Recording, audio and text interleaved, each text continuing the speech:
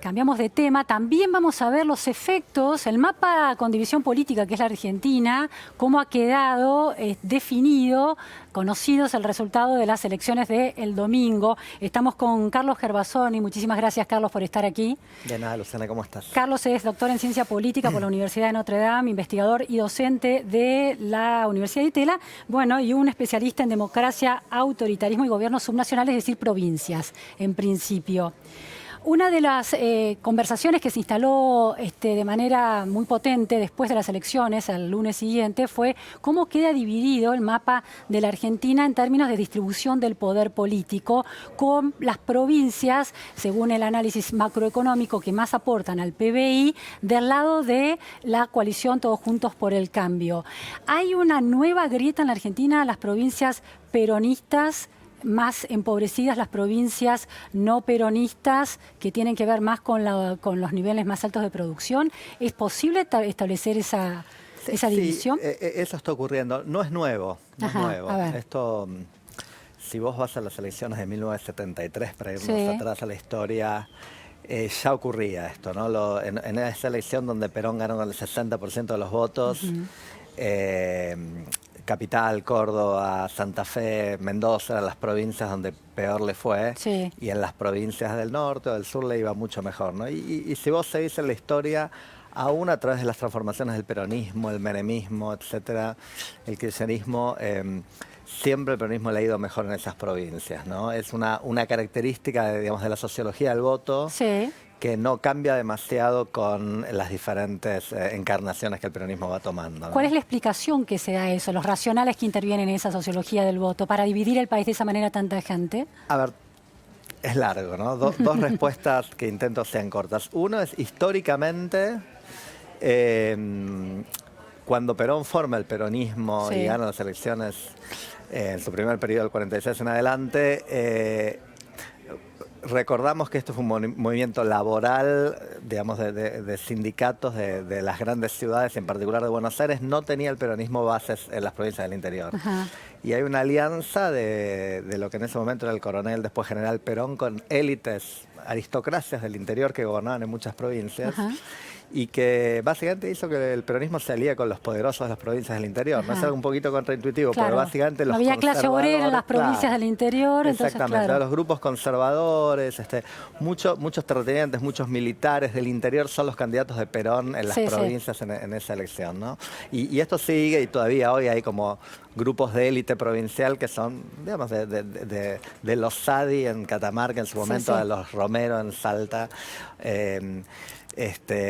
grupos de élite del interior que pertenecen al peronismo. Ahora, es decir, a la falta de un aparato productivo con una clase obrera formando parte de esa matriz productiva en las provincias del interior, la alianza es con las élites dirigentes. Sí, y yendo a esa beta más, te diría yo, sociodemográfica, el análisis del voto, las bases de los partidos no peronistas en la Argentina, históricamente el radicalismo, en algún momento otros partidos, hoy diríamos Cambiemos, siempre han sido clases medias en sentido amplio, y eso en general es mucho más fuerte en las provincias de más desarrollo económico y más diversificación económica, como son las que vos nombraste, Córdoba, la ciudad de Buenos Aires, etcétera, o Mendoza, que en las provincias del interior donde predominan dos fuentes de empleo. Uno es el empleo público, muy fuerte, y generalmente ese empleado público termina siendo bastante oficialista, y el oficialismo en esas provincias es bastante peronista en general, con lo cual hay una especie de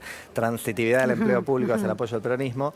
Y la otra gran clase es una clase baja desestructurada, que puede ser desempleados, excluidas, informales, trabajadores rurales, etcétera, que han sido históricamente una base social del peronismo por muchos motivos. Entonces, lo que vos ves, aún nos pasa acá en esta ciudad, en la gran ciudad de Buenos Aires, los distritos de la ciudad y del GBA con más clase media tienen un voto mucho menos peronista, y vos vas a ver los resultados de los distritos más pobres del GBA, y son siempre impresionantemente properonistas en esta elección y aún en las que el peronismo pierde, ¿no? Tengo varias preguntas ahí. Está esta idea muy interesante que se sostiene con el correr de los años y de las décadas de Mora y Araujo, de que el voto de los sectores populares es peronista, y hay un porcentaje muy menor que fluctúa del peronismo al no peronismo, ¿no? Entonces, puede hacerse por la positiva, las provincias con sectores con niveles de pobreza más alto.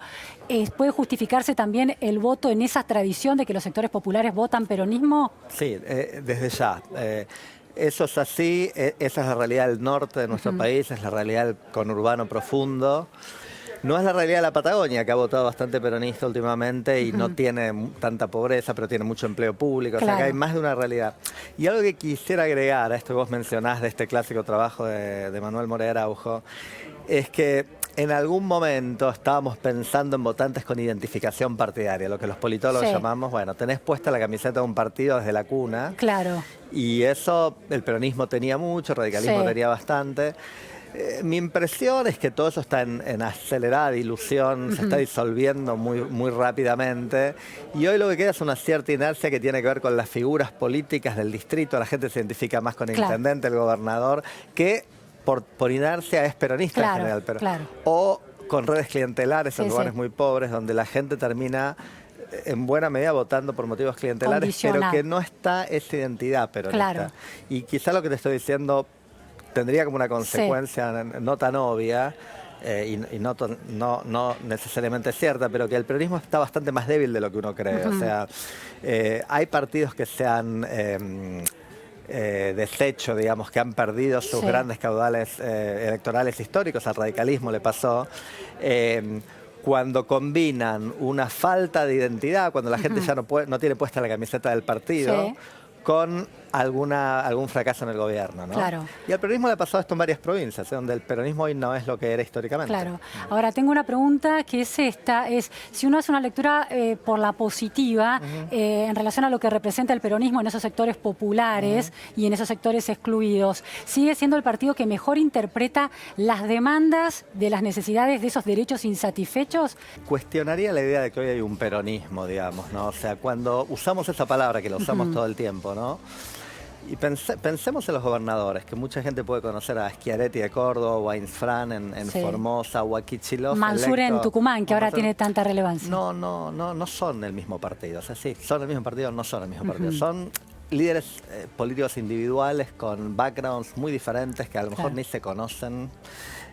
Algunos sí, otros no quiero decir, pero la política está muy individualizada y muy personalizada en la Argentina y estas etiquetas como peronismo, muy débiles, mucho más débiles de lo que eran históricamente. Entonces, sí, hay una tradición de que los gobernadores, los intendentes de distritos peronistas tienen, yo no sé si representan mejor, tienen un vínculo de políticas públicas, de clientelismo y de otros tipos, y discursivos, como vos decís, con los sectores más bajos. Pero muchos de esos políticos pueden hacerse no peronistas de un día para el otro si en ese momento les conviene, o pueden convertirse a otra, digamos, yo creo que es confunde más lo que Clara hablar hoy de peronismo. Y suena raro ahora que parece que tenemos un nuevo presidente peronista y lo que yo te estoy diciendo es, ¿y qué quiere decir peronista? Alberto Fernández era mano derecha de Cavallo en su momento. ¿Qué quiere decir que sea peronista? Bueno, es difícil, ¿no? Es un partido que no tiene una identidad ideológica. Pudo ser el neoliberalismo de los 90, pudo ser el populismo de la década kirchnerista, y hoy no sabemos lo que va a ser. Y en cada distrito de la Argentina es eso, ¿no? Uno podría decir que en Formosa es algo así como un autoritarismo de derecha. En Buenos Aires suponemos que no va a ser eso con Kicillof. Autoritarismo. Vos en un trabajo te negás a hablar de los gobiernos provinciales y su democracia menos vigorosa en términos de autoritarismo porque decís que es demasiado intenso definirlos así. Sí, es verdad. Pero en el caso de Formosa, ¿por qué lo definiste tan directamente? Bueno, porque es la provincia que más se acerca a eso, pero aún para Formosa yo diría no es un autoritarismo en el sentido... La palabra autoritarismo se acuñó para hablar de la España franquista, donde no había elecciones, no había partidos de oposición, donde no había absolutamente ninguna libertad para criticar al gobierno. Bueno, Formosa no es eso, pero es en la Argentina el distrito que más se acerca, junto con Santiago del Estero, quizás San Luis, Santa Cruz. Entonces, bueno, digamos, una provincia un gobernador bastante autoritario, con estilo, yo diría, para hablar en jerga de la calle, de patrón de estancia, nada que parezca un progresismo o populismo a la kirchnerista, pero lo que quiero decir es que el régimen político que gobierna en Formosa no es el peronismo, es Insfrán. Sí. Y tiene muy poco que ver con lo que hay Tiene muy Córdoba, poco que ver con lo que Schiaretti, es Alberto Fernández también. y claro. tiene muy poco que ver con los... Que al mismo tiempo, y lo digo esto, suena una crítica, pero lo digo descriptivamente, no es nada, o sea, no es una figura política con ideas propias, ninguna de estas personas que estamos hablando. Si uno vas a Chile, que está mucho en los medios, uno sabe que es el Partido Socialista, que es el Partido Demócrata Cristiano, que es la UDI, tienen programas e ideas claras, y la gente cuando los vota sabe lo que está votando. Hoy, la verdad que los analistas políticos nos estamos preguntando qué van a hacer esta gente. ¿Va a nombrar a Redrado o a Culfas? No es lo mismo, digamos, ¿no? Como... Carlos, ¿por qué se da, última pregunta, por qué se da este hecho de que las provincias peronistas tienen problemas para consolidar su crecimiento en términos de PBI y a las provincias no peronistas les va mejor en términos económicos? ¿Hay alguna hipótesis? Yo te diría de nuevo, ¿no? Yo podría hacer en cuestión, digo, hoy Córdoba es una provincia peronista que es muy próspera y le va muy bien. Y la hipótesis que tengo para las provincias peronistas tradicionales, que creo que son las que vos me estás preguntando, como las Formosa o las Catamarca o las La Rioja, la hipótesis que algunos economistas, mi propio trabajo, apoyan es la idea de que al estar subsidiándolos tantos con dinero del federalismo fiscal, de la coparticipación, les quitas incentivos para que se desarrollen por el lado del sector privado. Los gobernadores que están recibiendo muchísimo dinero, esto no es tan obvio, pero la coparticipación federal le da muchísimo dinero a las provincias chiquititas del norte, digamos, y a las del sur también, a las patagónicas, hace que para el gobernador sea más negocio obtener recursos del Estado Nacional y crear empleo público que desarrollar el sector privado. Un uso político de esos recursos también. Sí, exacto. Y entonces lo que digo es, si el gobernador está más preocupado por conseguir un poquito más de coparticipación o de fondos discrecionales y por generar más empleo público que le da control político de la provincia, que por traer empresas privadas a la provincia, y hay mucha evidencia que realmente al gobernador Casas, al gobernador Infran de La Rioja, no les interesa, hay evidencia empírica que no les interesa llevar empresas privadas a la provincia, porque todo lo que es privado está fuera de su control. Yo siempre cito, y alguna vez te lo habré dicho en alguna entrevista anterior, el gobernador Massa de La Rioja en su momento dijo, durante la época del menemismo, La Rioja es como Cuba. Todo lo que tenemos es del Estado, lo que no es del Estado no existe. Y en esas condiciones es muy difícil que con un sector público hipertrofiado y sin sector privado desarrollado, la provincia crezca, ¿no? Muchísimas gracias, Carlos Gervasoni, por estas precisiones del nuevo mapa de la Argentina después de las elecciones.